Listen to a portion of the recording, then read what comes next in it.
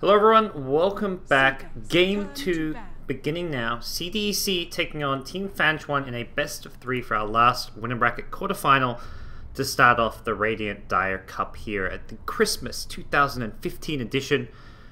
And we've got game number 2 here. I'm GoDz. Joining me is Scant. Scant, are you ready? Game number 2 about to go underway. Anything you're eager to see or anything that's been kind of impressed you or excited you so far today during 6.86? I've been curious about whether or not we'll see a Vengeful Spirit from CDEC, because that is another hero that they ran, actually a core Venge at WCA. Yep. And it's a hero that's become immensely popular in some regions, like first in Europe and then in SCA, but it hasn't really caught on much in China more generally, I want to say. I feel like Vici and CDEC both tried the core Venge a couple of times, but that's about it, whereas in SCA and in Europe we're seeing a lot of core and support Venge just all over the place. Yep. Did you see the Vici game earlier today with the offlane Void by any chance? I didn't. That sounds awesome. Okay. How did it... Was it Ice Void? Yep, or... Ice Void worked very well. Hard to say. I mean, they were versing a pretty decent team in Newbee.Y, so it wasn't like a completely unknown team by any means, but it worked well, I'd say. I don't know. It's kind of hard to entirely judge it, but he managed to... He went for a Vlad's Rush, kind of played it like a Night Stalker, where he had like a Treads Vlad's, and when he wasn't ganking with Chronosphere, he was farming in the jungle, just using the fact that he had the lifesteal and the sustain. So it was a pretty interesting concept and seemed to work pretty well. I feel like Faceless Void is like significantly buffed in almost every way. The only way in which it's nerfed is just the range on the Time Walk, which... You'd think that people can see the Time Walk Chronosphere initiation coming and dodge it more often. He actually went for a Blink Dagger as well. He had Vlad's into Blink Dagger, so... Well, there you go. That makes a lot of sense to me, and I think it'll be a very powerful hero if that's the way it's going to end up being played. Yeah. It's hard to say. That's probably something he just theory-crafted and was like, hey, we're going to pick the Void, let's see how it actually works in practice, and, well, turns out it worked out pretty damn nicely in their opening game, but... We'll see if we get anything more out of Vici Gaming. That's where moving forward in this tournament it's going to be. I think Vici Gaming is probably... Vici and CDEC are probably, to me, the most interesting teams to look out for as far as understanding the new patch and kind of really exploring like what strategies can really work right now. As strong as eHome have been in the past, they looked lost, and they're a team who are going to take longer to adapt, I feel. They're going to wait for other teams to figure out the patch and then adapt off of the other teams. Yeah, we were talking about it earlier. I think Lanham said in, I don't know where it was, maybe it was at the major or at TI, but he actually got asked in an interview about this, and he specifically said that something that he misses if he had to compare playing back in DK with this team is that there aren't as many sources of thought, whereas back in that DK team everyone had lots of cool ideas for theory crafting. In the current EOM there's only a few, and so it maybe takes them longer to figure out what they want to do. Once they figure it out, they do it really well, but they're clearly not there yet. No. Well, we'll see what different teams going to be doing. FanTuan going for what was a bit of a popular 6.85 duo, Darkseer with the Ember Spirit. It was Team Liquid who were running this quite a bit for a while with the Mind Control Darkseer and the Matama Man Ember, but we've seen a few teams pick these heroes up together just because of how good they are when they hit that kind of 15-minute timing where Ember's got his levels, Darkseer has his mech, and they just fight with an Iron Shell Ember Spirit. 10 seconds remaining. Yeah, Ember Spirit into Spirit Breaker. It's actually out of the heroes that survive by jumping away, maybe one of the better ones, because you can actually slide in chains to stop the charge coming at you. But at the same time, with that recent change to Ember Spirit, if you're like back at the base, planning to jump back to your spirits and you're already being charged, that could end up, pretty unfortunate. You jump back to your Remnant as the charge is coming. Something that could come up, but the Disrupt is also a hero that's actually both Darkseer and Ember Spirit don't really like to face. Darkseer more in the lane than anything, and Ember Spirits again could be punished by Disruptor, and maybe that the nerf, which I feel like it definitely doesn't like fundamentally alter the hero. It's something that means that occasionally when it wouldn't have been caught out in the past, it will be now.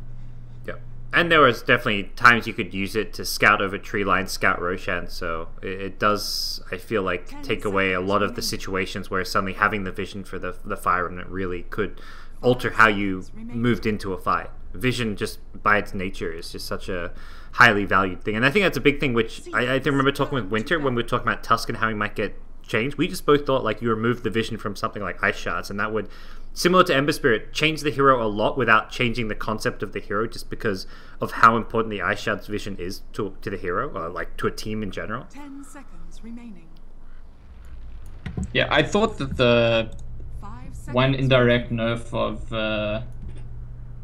to the Ember Spirit. I don't know. How do you feel about this? I feel like the Daedalus change might be indirect nerf to Ember Spirit. So they made it like you crit slightly more often, but for less. And I feel like critting more often is maybe like I feel like that's a benefit to a hero that's going to hit lots of times, whereas Ember Spirit's kind of like occasionally just slicing, not really standing there punching you. Yeah, so and you're hoping for like that. Crits. You're hoping for that big crit when you're getting like a slider fist cleave off. Yeah. Okay. So, I mean, it's a very small change, but I feel like it's maybe like slightly worse for Ember than it was. Yeah, he's less explosive and has more just like consistent damage output, I guess, is the idea around that. But yeah, I guess that's more the ultra late game. I feel Ember in general, like I don't think that changes how and when you pick the hero, because you're very much picking him for the early to mid game stage of the game before he has the Battle Fury plus Daedalus anyways. Like, you get to that stage, and that's just kind of like the luxury stage of the game. So. Yeah, definitely. And I think you're actually right. I think that's a good point to talk about, because more recently it's been highlighted when people see Ember Spirit. I think mostly thanks to Eternal Envy with the, buy lots of rapiers situation. People think of Ember Spirit as this like super late game hero, but actually it's a hero that has an early peak as well when it like maxes out the shield, or as you get your drum, or depending on which build you're going, maybe with the travels. That early stage in the game where you're a really scary hero to have run at you and can actually play as a tempo controller. It's not just like it's not an anti-mage. It's a completely different hero to an anti-mage. And his late game strength is very much that he can have such global presence. He can split push lanes and then suddenly appear in a fight, and then he can go back to split pushing like all in like one quick motion. So he can split push more aggressively than most carries in the game, just because of the Fire Remnant spell. So. It's less about like how he matches up in a team fight against other carries, but we'll see how I imagine ZSMJ handling the Ember Spirit this game is going to do. Yeah, he's been playing it well. I mean, like I said before this match, I couldn't find any officials for them this month or this patch, but in November he was playing a bunch of Ember Spirits in their recent matches. So were the qualifier games for this tournament on a Dota TV ticket? Is there any like data for those? No, there's none. I saw like the results, like because on the Team Liquipedia they have like the matchup results. Like I know FanTuan, they 2-0'd Newbee during the qualifiers, but Newbee also finished like second last in the group. They had a terrible record, so not that necessarily says a lot, but it's actually an issue right now in terms of like data mining or analysis. A lot of the recent events have not been getting ticketed that quickly. I mean, I think MDL didn't get ticketed yet at all either, so. It's an interesting challenge for anyone who wants to like do an analysis or like research for a team. Like, you have to look at the replays. Even our event, we're doing our like BTS cups and stuff. Like those don't even have ticketed games. So there's a lot of games that are somewhat slipping by. Just reborn things, reborn things. It'll be fixed soon. But this game here, CDEC, Juggernaut going to be the aggressive hero of choice for now. As far as how this matches up against like an Ember Viper, do you feel like this is a good kind of carry option? I mean, the point, I can't remember when, maybe you do, but there's a game where he actually played Juggernaut, and I think it was his first time in recent times, and it was like the most flawless Juggernaut we've ever seen. It was at some big event recently, I think maybe at the Major.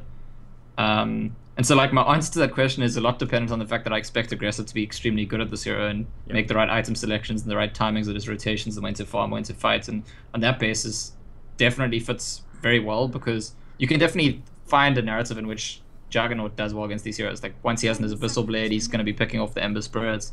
He's going to dance around the Viper early on in the game. Viper's not exactly going to be able to like chase him around. Sure, the Viper Strike could control him, but that's where the Spirit Breaker comes in. Just like we said in the last game, sort of like taking the attention early on in the fights.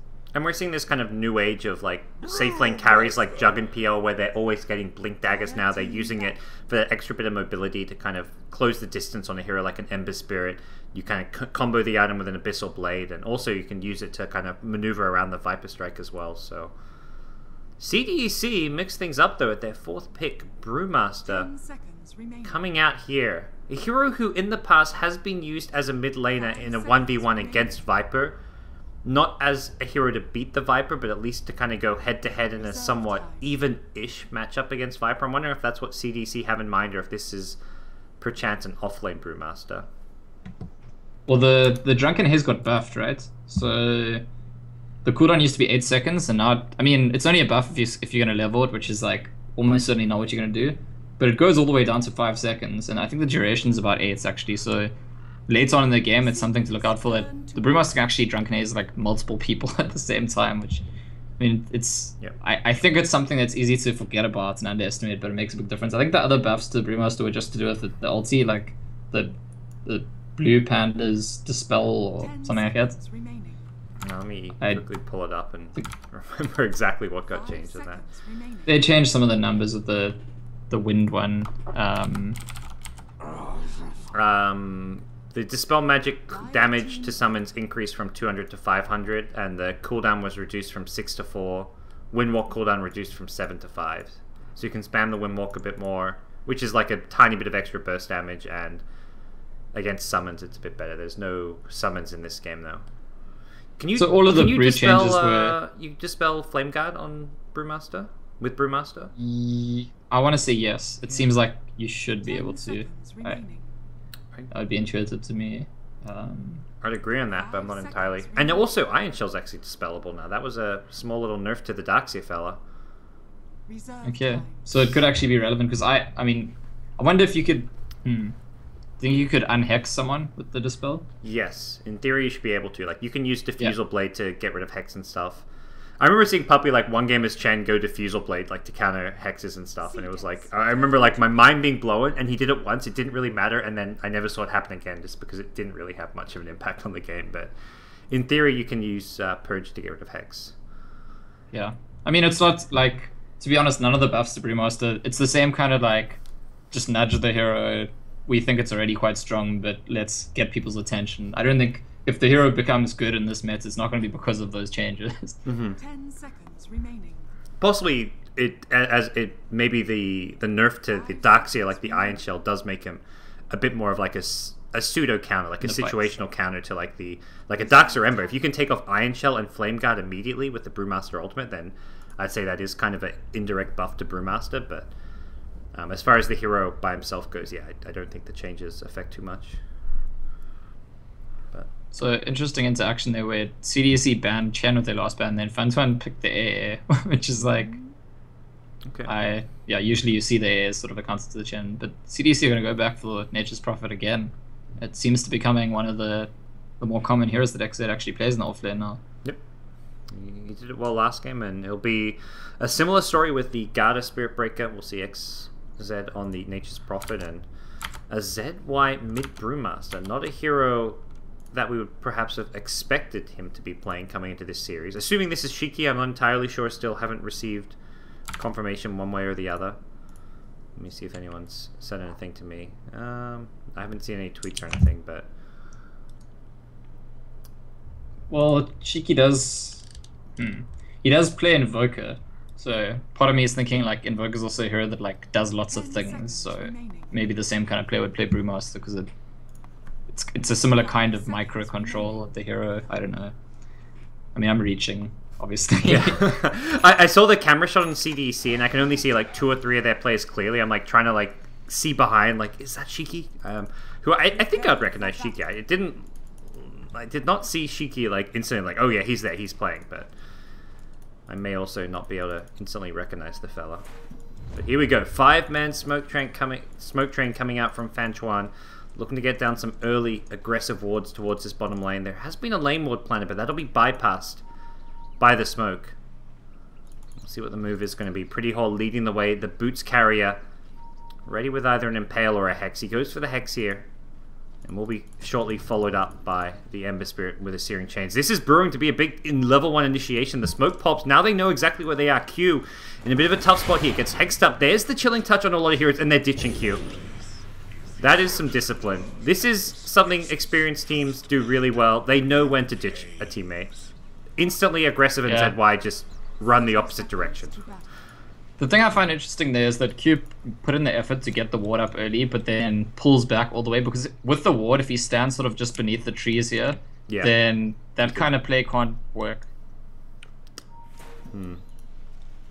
Well, I think less expecting the play and more just expecting perhaps an offlaner to go down there to do some warding himself, but we haven't seen much of that kind of... The fact that it was a 5-man, like, the smoke was what kind of tipped it over. Like, you don't... Level 1 smokes, I'd say, are very, very uncommon in general. So, Drunken Haze, I mean, I spoke about how it's been buffed to the cooldown goes down as levels, but even at level 1, you can just permanently haze someone. So, as you said, Brewmaster against Viper, it's probably the only melee hero that you can think of which has a pretty decent lane against a Viper. Yeah. I've seen this matchup a bit in the past, and it does... I've seen a Brewmaster slightly win it once, but I've also seen a Viper crush the lane once. But typically it seems to be at least fairly even between the two, even with the Drunken Haze coming into play. And it'll be actually ZSMJ on the Viper, so he won't be playing the Ember Spirit. That's going to go into the hands of Paparazzi, who played the mid last game. Oh, First Blood bottom lane. They've got the Thunderstrike back and aggressive. Secures his team a First Blood with the Disruptor. A bit too aggressive coming up from Darkseer, trying to get the level 2. Did get level 2 out of the lane, but paid for it with his life. Yeah, I wonder whether this Brewmaster Viper lane doesn't depend a bit actually on RNG to some extent. I mean, it's 45% chance to miss, but you know, you're going to have those games where you don't miss that much, and those games where you miss all the time. I kind of feel that's largely what the lane comes down to. I mean, obviously, it's pure RNG whether you get the last hits. In theory, you should at least get half those last hits, but sometimes you'll just have a bad game. Much like a Spirit Breaker game, sometimes you just have a bad game. Yeah, for now, the Brewmaster's doing pretty reasonably. I mean, they're looking about even, which is fair enough. In July, he's going to surge himself. Glimpse, Mango, he's going to go for it. There we go, Glimpse and the pull back. The charge will follow him post-Glimpse. And in July, looking like he could be in trouble. As Aggressive picks up this kill. And yeah, this is possibly time to rotate into the jungle. You've given away enough kills at bottom. I guess Disruptor has chewed through a bit of his mana pool, but he's still got at least one spell left in his arsenal. Disruptor's got to be pretty high up on the list of support heroes that Darkseer doesn't want to have to deal with in the early game. And then it's just like counters your entire escape mechanism. And it's not like, at least if you're like a Queen of Pain or something, you could blink far enough away that the early glimpse won't catch you. Oh, XC gets taken out of the top lane. Nice bit of positioning. Coming up from Pretty Hole on the line from the high ground, gets the Impale into the Chilling Touch bonus damage. Yeah, it looks like we will see In July at least take the big camp for now. Staying near the bottom lane, recognizing that they may look to pressure the lane if he does go too far away. And also keeps him in a position where he can still Iron Shell the lane creeps and try and secure some farm. Yeah, mid lane's still looking kind of even. Yeah. The two side lanes, it's going how I think you'd expect it to go. Both the carries are doing well, both the off lanes are struggling a bit. I don't know who it's... I want to say that the Darkseer maybe needs to get the farm more than the Nature's Prophet does. Especially the way we've been seeing Nature's Prophet like going for first item drum and just like trying to be useful all around the map. And he'll just TP in and this kind of lineup. He'll TP in like spawn treants and just go for like a tower push as we saw last game really early on. Yeah, whereas the Darkseer, his involvement in the game in the early fights is going to depend quite a lot on having the early like mech or blink or whatever it is. Well, he's, I think, shifting full jungle mode now just to kind of secure some of that farm. You can always swing back to the lane if they try and pressure the tower, so not too big of a problem for In July right now, but does not want to be giving up too many more kills to the side of CDEC in the safe lane. Aggressive. Yeah, and I think the big question will be what GoDz gets done now, because he's not going to need to be on the safe lane. There's no reason. Darkseer's abandoned, they know that. He went to block one of the camps, but do you think that he could make a kill in the mid lane maybe? At 6 on Brewmaster, if Brewmaster has mana for like a clap plus ulti, then absolutely. The counterplay for FanTuan is not great. They don't have something like a Dazzle who can TP in with heals and grave. It's at best a Lion Impale to try and deal with like the fire split, the fire panda. So I feel if he times a rotation mid when Brewmaster hits 6, he could get some work done. Yeah, and it's especially relevant given that ZSMJ is sending in the boots now. I've seen a lot of Vipers recently, like delaying the boots quite long. In fact, when Miracle plays Viper, I feel like he finishes his whole mech before he gets boots. Yeah, Headdress and Buckler are at least often bought before the boots, but see none of that here. And if they really want to go for the kill, they can even look to rotate in the Nature's Prophet as well. He does have Tango to get out of the Sprout, but first rotation coming out kind of from Pretty Hall. He kind of very ambitious one. He just walks past the creep wave, hoping to catch Brewmaster going for a last hit with an Impale, but not going to be the case. And here we go. Garda is lurking around this mid lane. Brewmaster creep away from the level 6, gets it now, and this is where Spirit Breaker may look for that charge. He pops a regen rune and starts healing himself back up, throws a clap just for some last hits, and SMJ needs to be careful here. If anything, actually, they may change targets. The Lion's actually an even easier kill if they find him. Garda's scanning it. I think he has a pretty good idea of what's going on. Pretty Hard doing a nice job to evade him. Treant doesn't spot him. Pretty Hard has completely juked them. I think they realize he went up there, and Garda's searching every nook and cranny, but Pretty Hard has kind of juked them out here. We'll see if they figure out exactly where he warded or not. Aggressive, I noticed, did pick up a TP scroll a few moments ago, and he's about to get level 6, so that might be where the first play comes from, actually, when he makes rotation. Brewmaster may be forced to pop an ultimate here if he wants to live, and will do so. They're going to turn around. Here comes Juggernaut. Has an Omni Slash with a Mango usage. He's going to go for the Blade Fury instead. The safer, stable play. The charge connects onto the Lion. Unfortunately, it didn't change target to another hero. Maybe we could have gone for a secondary kill, but we'll see. Brewmaster, ooh, ZY, Drunken Haze, backs off, and first split, 1 kill onto a Lion. Not bad for FanTuan, all things considered. They force a Jug rotation, and they've got Paparazzi on the Ember farming at top lane, so I feel like that was actually not too bad of a trade for FanTuan. Yeah, I think that CDC would have wanted to actually get maybe more than 1 kill out of rotating the Juggernaut and using the Brewmaster ulti, but at the same time, I do just want to point out that this is maybe like other than the playstyle they developed around TI and before TI of invading the enemy jungle, the most standout thing for me about CDC as a team is that you're never seeing them getting outnumbered in early fights. Yeah. They're always going to have TPs, they're always going to get there. Like, it's just like, it's an absolute guarantee that if you start a fight near a tower against this team, their team will come. I think the scariest play I ever saw Aggressive make was he was playing Queen of Pain in one of their games at TI, and he TP'd pre-level 6 to the offlane to go for a gank in a fight. Not even when a fight had already broken out. He initiated the fight as a level 4 or level 5 Queen of Pain by TPing to the offlane. Like, his team just said, come TP down, we'll start a fight, and he did so. And suddenly there's a level 5 Queen of Pain in the offlane. I was just like, mind-blown by that play. Well, here he is again in the mid lane. Yep. This time with an Omni Slash at the ready. They're going to lead with the clap here. Gets hexed up. That'll delay this Omni Slash, but ZSMJ should still go down. The Blade Fury needed as well. Make sure they get the kill, and nothing Pretty Hawk can do about that one. The great thing about the example you used with the Queen of Pain before level 6 is it captures so well what people, all the other players seem to say about CDC. The reason they're difficult to play against is because their game is so quick. They don't like respect the usual timings of, well, this hero won't do this until it has this item or this level. Yeah. They play a fast-paced game early on, and a lot of teams just get left behind. Alright, well, they're doing it here. They've given... And the thing is, they'll go fast-paced with the aggressive rotations, and suddenly you've got a level 6 Disruptor. 8 minutes in. Static Storm is now available to CDEC. They've had to kind of just tank this top lane, give an Ember Spirit a really good start, but they've got the answer to it with the Disruptor. So Ember Spirit comes online, and this is where a lot of teams, Ember would suddenly have phase drums, and your Disruptor would be level 4.5, level 5, still struggling to get his level 6. But as soon as Ember starts to rotate, CDC will have an answer for him. Radiant's top tower is under Yeah, and it's gonna be... I feel like we said in the previous game that FanTuan had this, like, 1 or 2 opportunities to take a fight with all their ultis. And again, in a completely different way, I feel like the eggs are all in one basket in the sense of it's all about this Ember Spirit. He is doing well, he's having the game he wants to have, but if we see him shut down once or twice in a row by CDC, all of a sudden there's going to be very little going for FanTuan the way the game's developing. Yeah.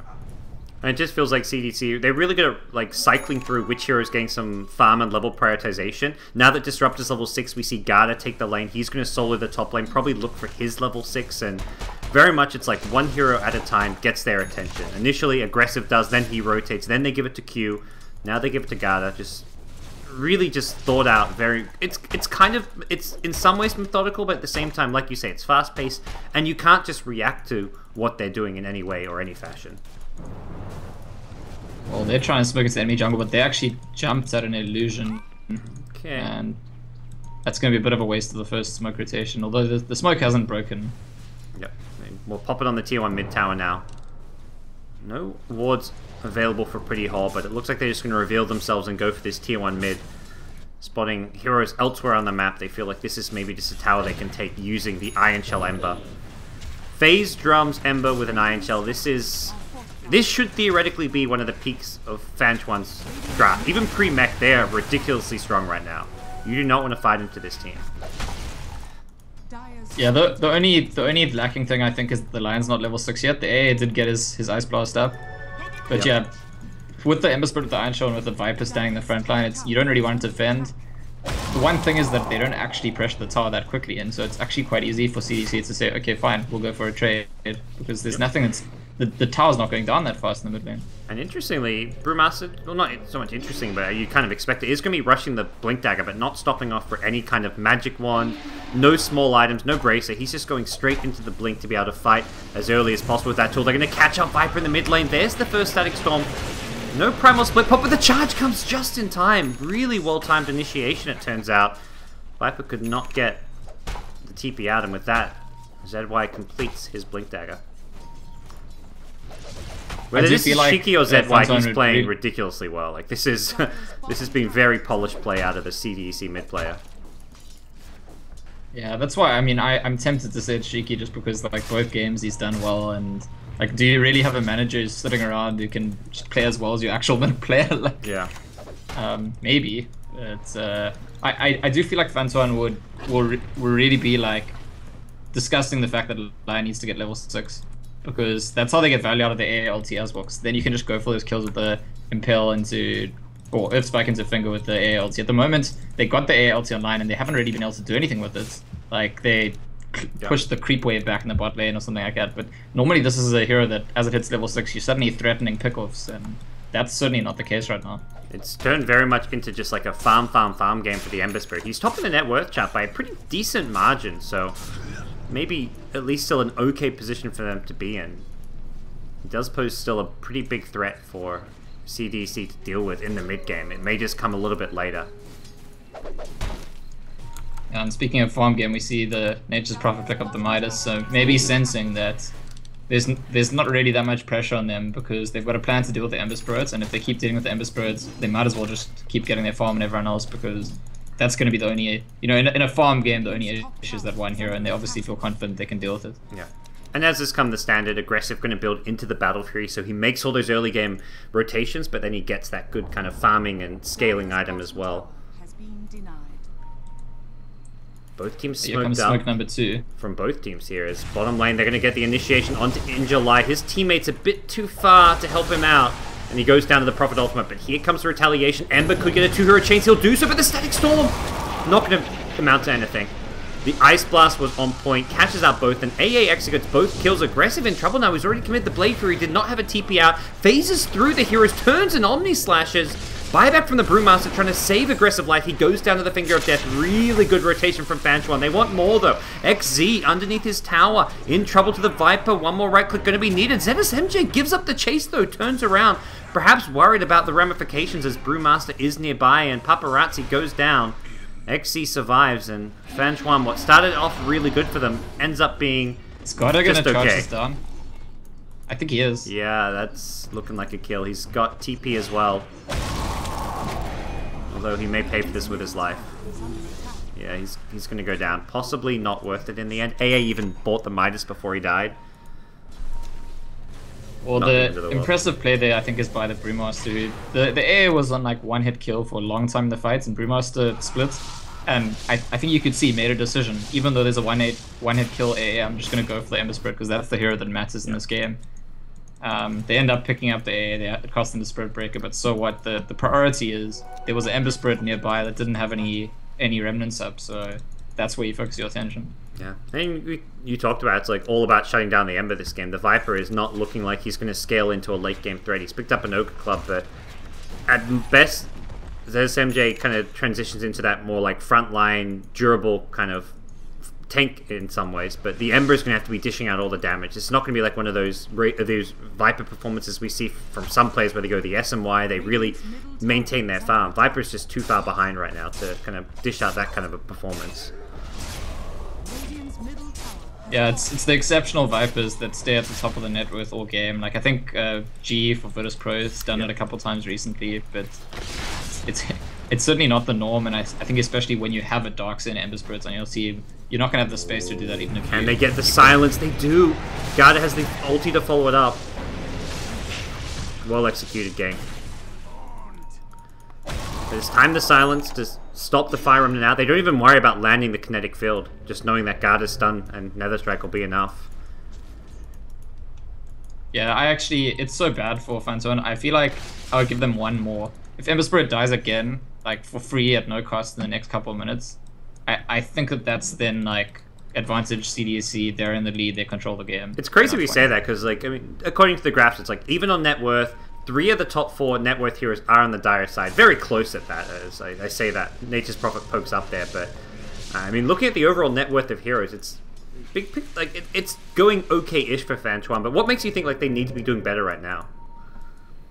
It's I mean, they have these heroes. They have Darkseer and Viper, and sure, Darkseer like can fight in the late game as well. But it's basically the Viper as a hero. I feel like you're either in that role where, like G, you're able to farm a lot and actually scale, or your role in the game, a bit like a Razor. It depends on like grouping up, taking objectives, applying early pressure.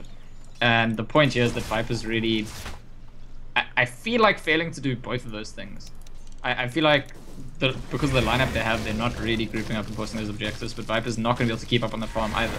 And so they're just going to put them at a weakness the later the game goes and make them more and more dependent on Ember Spirit. They are somewhat transitioning into the farm. I mean, they've got a Midas up on the AA. Lion's about to pick up a Blink Dagger, so we'll see if they can... I feel like this is maybe their next timing to get something done. Probably see the smoke start to just get worn out when they have their Blink Dagger, although, yeah, just the one smoke available. This is, I think, the only one for quite some time on the AA, so it's probably going to be go time as soon as Lion hits the Blink Dagger with that last smoke. So, Viper actually completed a Dragon Lance. Yeah. This is one of those items that people complain about in pubs already. Like, this hero with this item, okay, I'm not laning against you anymore. I'm out of here. It seems just like a nice, cost-effective item. Reminds me a lot of drums, yeah, where in theory drums is like a ridiculously strong item for its price, but it eats up an item slot. Yeah, and you're going to change the Dragon Lance eventually, probably in this situation. It's going to become BKB Butterfly or whatever, but for now, it just increases the threat because it's not just when Viper's ulti up, it's like, if you're like anywhere near the Viper, suddenly it can start on you, and that's just that. I mean, you can still TP out, it's still Viper, so it's going to need teammates to threaten. But as you said, Lion's going to have that blink soon, so then the threat's real. Alright, well, FanTuan just happily farming their side of the jungle, their side of the map. Ember pressuring somewhat this bottom lane, but he's got to be really careful. He's seen what CDEC can do when he's trying to farm and push out lanes by himself. And that's where I feel FanTuan do want to go aggressive with this Blink Dagger pickup on Lion. If they're just sitting back and split farming, it's just asking to be picked apart one by one. By kind of going on the aggressive, they'll get the scouting information they need. To go back to the previous discussion, I think it's also the timing. So I was saying if Ember got another death soon, it's a big problem for his team, and it's like, he doesn't have Battle Fury yet. That's like a big deal. If Juggernaut finishes Battle Fury and farms for a few minutes before Ember has Battle Fury, it really does shift the dynamic of the game, and now we actually see a fully completed Shadow Blade on Garda. I wonder if there might actually still be a window for CDC to try kill this Ember Spirit.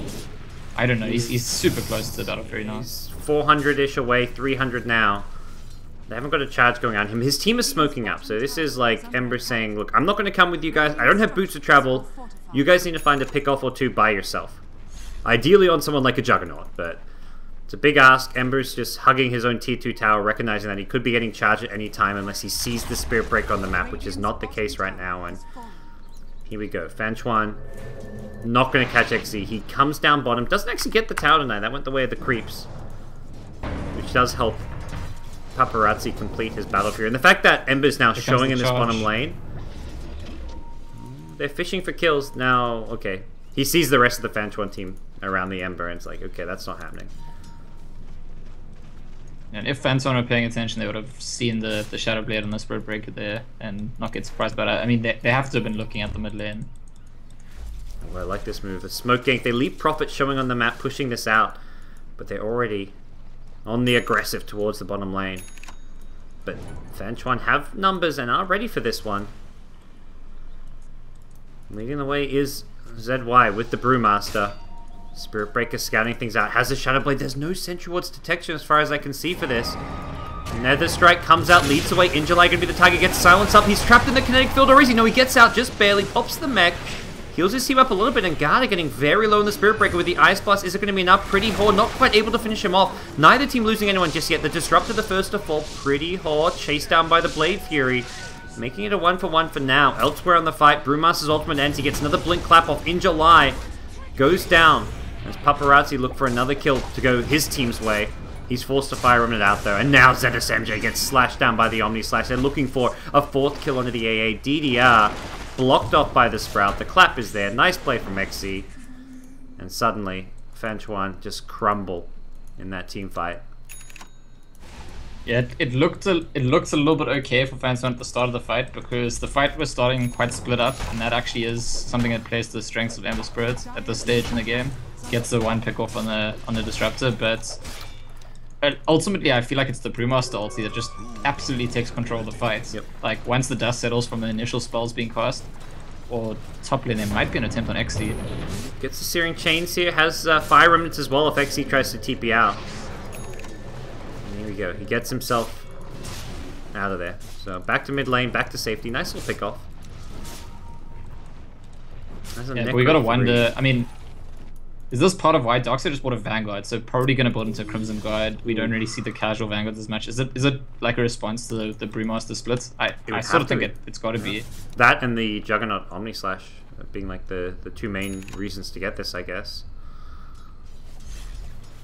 Yeah, I mean, because Brewmaster's not been like a mainstay in the meta for such a long time, I think it's easy to forget that whenever the hero has been big in the meta, one of the big roles that it plays is it jumps in, stomps ultis, and if that's how the fight starts, the defending team is always like running away trying to kite. Yeah. It like forces a dynamic onto the fight which is favorable for the team with the Brewmaster. They get to decide who to chase, which direction to go, whereas the other team's just like desperately trying to not deal with the split.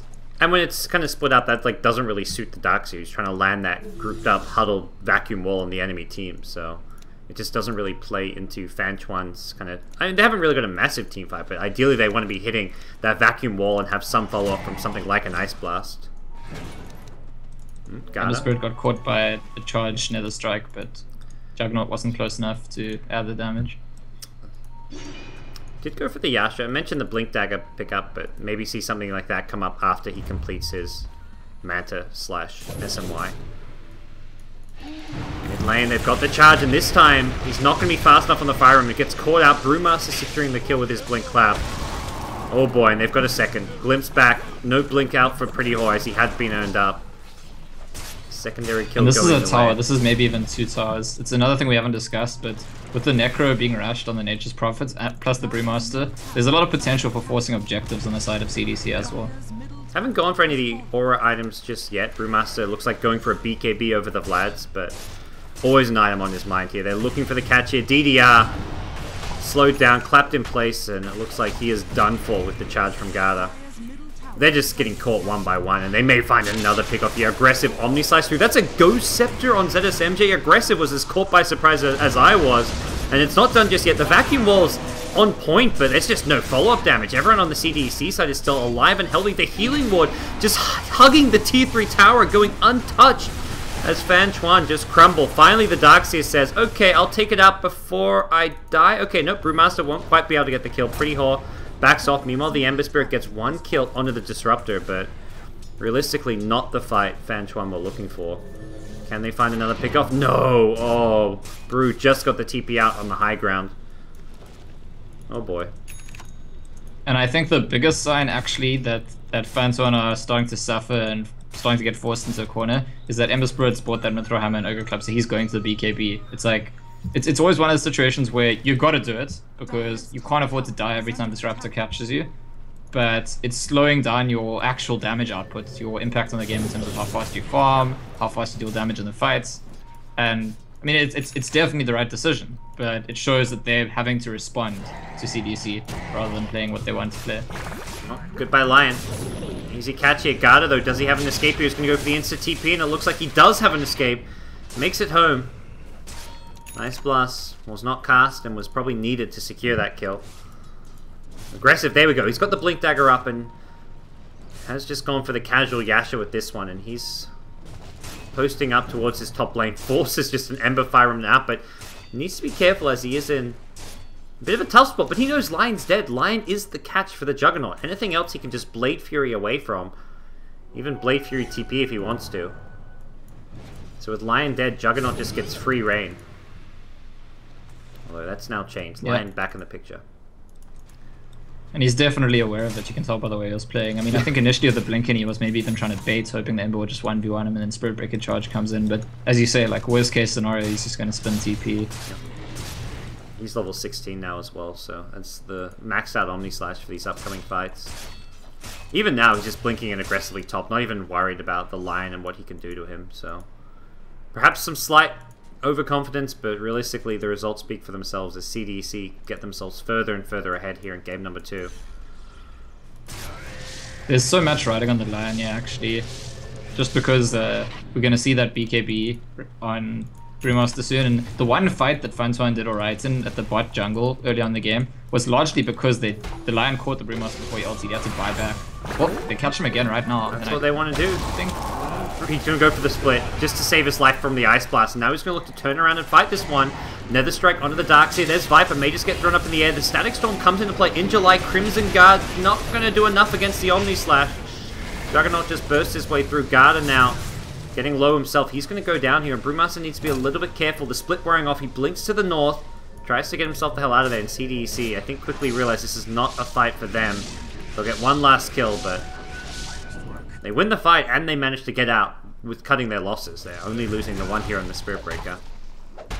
Yeah, but how different that fight is if the Brewmaster shatters before he gets his ulti off, and that's what I was actually talking about just before it happened. That for FanTuan to take a fight, that's the kind of thing I think they need to do. They need to get the Hex on the Brewmaster before he BKBs, before he ultis, and they have to somehow deal enough damage in that time. But again, the trade-off we've seen, like Viper going for the Ghost Scepter, Ember having to go for the BKB, means the damage is actually going to be less. The damage output is a bit slower, and you might not be able to actually make that kill at that time. And I feel like a big problem is the line, there's two big, it's not just the Brewmaster, now the Jug with level 3 Omni Slash and a Blink Dagger, you ideally, like him or Brewmaster with the Hex, like catch, you want to be finding, but you can only get one of the two. If you get the Brewmaster, chances are Juggernaut's going to get a kill or two with his Omni Slash, so it's always going to be really difficult to fight into CDEC as a result. And right now, FanTuan losing any semblance of map control. Necrobook's just being sent out to give some extra de-warding capabilities, and you can see just sentries littering the map, but that's just kind of denting away at the FanTuan economy right now. I feel like the sort of early late game peak of Ember Spirit is once he gets his Daedalus. And I feel like that item's been delayed by the BKB, and we're gonna have to see now, like, it's, once you have the Daedalus, you can kind of like play fights by skirting around the edges, getting out those fights, and occasionally you get a big one, and that actually impacts the fight dramatically. Until you have it, you gotta actually be right in the fights, in the thick of things. Obviously the BKB helps with that, but it's a lot easier for CDEC to play around. They know the kind of damage output they're dealing with. It's easy to like judge when to stay and when to go out. And this is an interesting smoke from FanTuan, actually.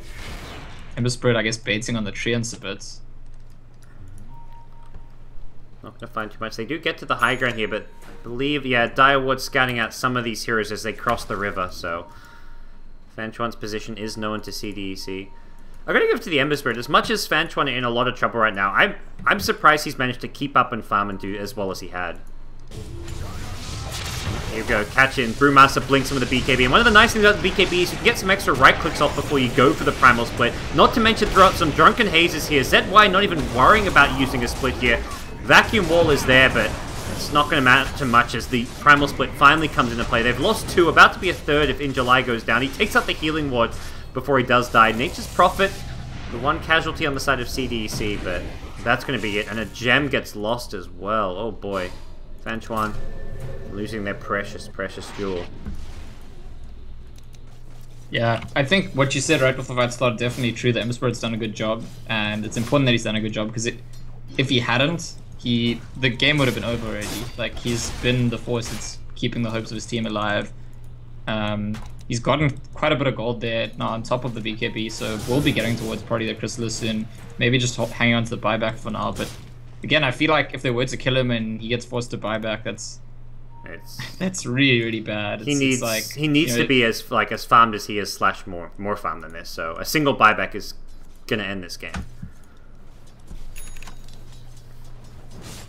Well, CDEC by a pretty big margin here. 30 minutes in, it is about a 12 to 13,000 gold lead, over 15,000 experience, and things not looking like they're gonna take a turn for the better for the FanTuan side.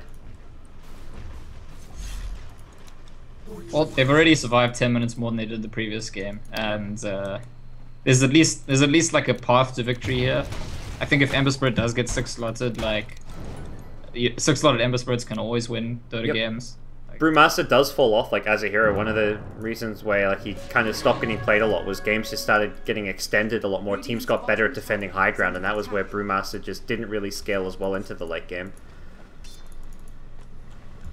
Yeah, in fact, in some sense, you might say that it plays into the Ember Spirit a bit because it's like extra units for the slides. Yep, that's true. As it gets later. They do have the Vlads, and they will be building into an AC on the Brewmaster as well with a Hyperstone picked up. So we'll see those auras being compiled just to deal with some of that Ember Spirit physical damage. But Ember, once he gets enough, he's actually very close to a Daedalus. That's kind of... We've not seen the Rush bit touched yet this game, and as I said, GoDz just walks in and starts hitting Rush in his own. I imagine CDEC just something kind of forgot about, oh yeah, that's right, we can Rosh at any point we want really. We're far enough ahead. If we want to go for a big push or a high ground attempt, having an Aegis probably helps. Yeah, if the Darkseid had a blink, maybe you go for some huge play with the AALT and Darkseid and Ember Spirit, but there's no blink. It's just gonna be the AALT to Scant and the Aegis gonna be tough. One of the nice things with the Necrobook, they can see that AA ultimate flying on in, so they kind of know it's coming their way. But with that Jug Ultimate Orb in hand, we'll be going for just lots of stats and just kind of carry items here. The extra armor from the SMY as well as the Skadi will also help him fight the Ember Spirit and the Slide the Fist spam. I wouldn't be surprised to see him go into something like a late game Abyssal Blade just to use that Blink Abyssal to help catch the Ember Spirit. Oh yeah, definitely. I think that's part of his usual build. I think that would be the next item. TP cancel. Not gonna matter.